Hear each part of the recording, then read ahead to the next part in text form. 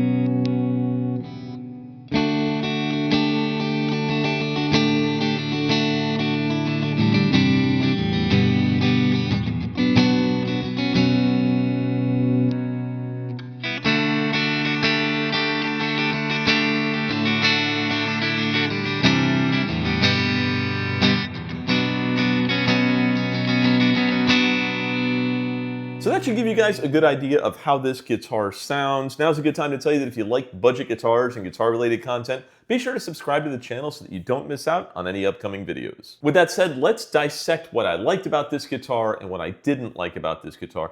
And make sure you watch this all the way through, because this guitar does unfortunately have a lot of flaws. So what I liked about it was obviously the pickups sounded very good for what they are, which is sub $150 single coil pickups. The bridge pickup was a little bit on the weak side, but overall the guitar sounded really good, and I would see no need to immediately swap these out. Another thing I really liked is this slim C-shaped neck. I think plays really well, and it kind of has a mojo to it. You know, it's very comfortable to play, And the fret wire here is very thin. Another thing that I really like, the ball end frets were smooth and rounded off as they should be, and the wheel truss rod was really a nice touch. And to me, it's just the type of specs that I'd like on an instrument, so it feels comfortable to me. Obviously, that's a personal thing, and you may feel differently, but to me, that was the pro of this instrument. Now, let's talk about where the wheels fall off. And unfortunately, there's a lot of things with this instrument that are just either bad, wrong, or need to be fixed. So starting with the tuners, there's really no way to sugarcoat it. They're just bad. I mean, really, it's just a low quality tuner. You have to turn it halfway before the string even moves.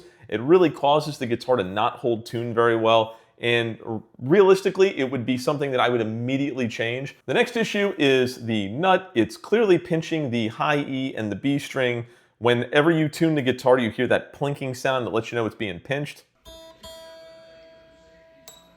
So the nut's gonna have to be slotted. And clearly this is also affecting tuning stability. And although the trem system was actually kind of smooth, it's pretty much worthless because the moment that you hit it, the guitar's gonna fall at least half a step out of tune. The next issue is, unfortunately, the frets need to be leveled. There's a couple of high frets here, as you can see by the tool rocking back and forth. There's multiple high frets on this guitar, and it really needs a full leveling. This, of course, takes time and knowledge to fix, or you gotta pay somebody to do it, so it's something you need to consider. And another problem was dead frets. You have a dead fret on the 13, and I believe it's the 19 that's dead, if I'm not mistaken from memory, and completely unplayable notes.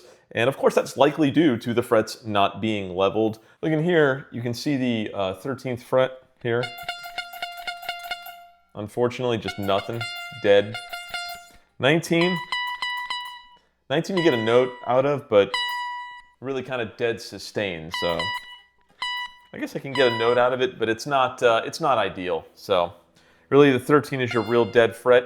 And you know, if you have enough knowledge, you can fix that, but I don't think the majority of people buying this guitar know how to level frets. So it's definitely gonna be an issue. There is a little bit of what appears to be front bow. That would be a simple truss rod adjustment, and I would never really ding a guitar for needing a setup, but the unleveled frets is really kind of a deal breaker, particularly because the action is a little bit high. With those unleveled frets, you're not going to be able to lower it without introducing fret buzz or maybe more dead frets. And finally, the set screws on the bridge are actually wildly sharp, and I mean, it's a simple enough fix to file down.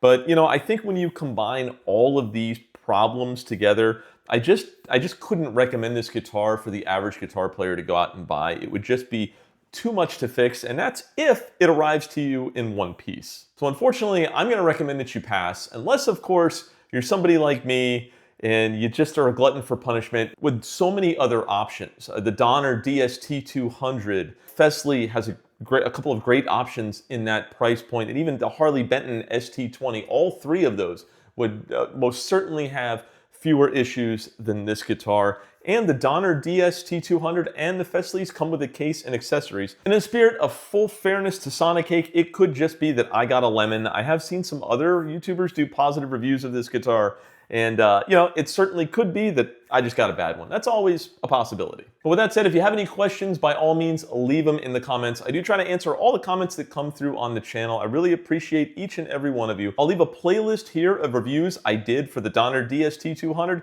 the Harley Benton ST20, and the Fesley guitar that I reviewed some time ago. As always, you guys rock. Thanks for watching.